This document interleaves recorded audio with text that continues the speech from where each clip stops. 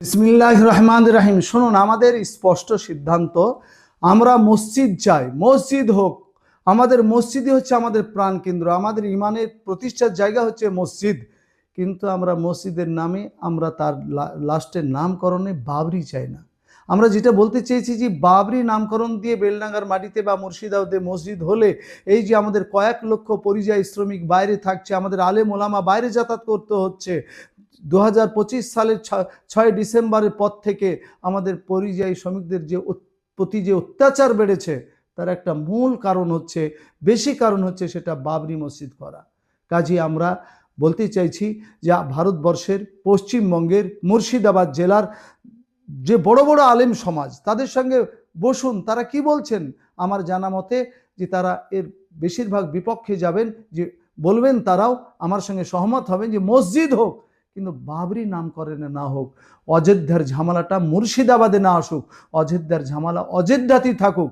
আমরা ভারতের মুসলমান হিসাবে গণতান্ত্রিক পদ্ধতিতে তার মোকাবিলা করব, কিন্তু ওই সমস্যা মুর্শিদাবাদে না আসুক। আর যদি এই প্রতিবাদ করতে গিয়ে, হুমায়ুন কবির সাহেবের বাবরির প্রতিবাদ করতে গিয়ে তিনি যদি আমাদেরকে চটিচাটা বলেন এই মনে করে যে আমরা সরকারের পদলেহন করছি, তাহলে তিনি কতদিন চটি চেয়েছেন? তার চটি চাটার সময়টা বেশি না নাজমুল হকের বেশি? তিনি কোনো সময় কংগ্রেসের চাটলেন, পছন্দ হলো না টিএমসির চাটলেন, আবার পছন্দ হলো না বিজেপির চলে গেলেন। যেই বিজেপি বাবরি মসজিদ অযোধ্যাতে ভেঙে চুরমার করে দিল, সেই বিজেপির সঙ্গে গলায় কোলাকুলি করে তিনি আবার বিজেপির ভোটে লড়লেন মুর্শিদাবাদ লোকসভাতে। এখন পছন্দ হলো না, আবার মমতা ব্যানার্জির হাত ধরে দীর্ঘদিন চটি চেটে এবার আবার ফিরে এলেন।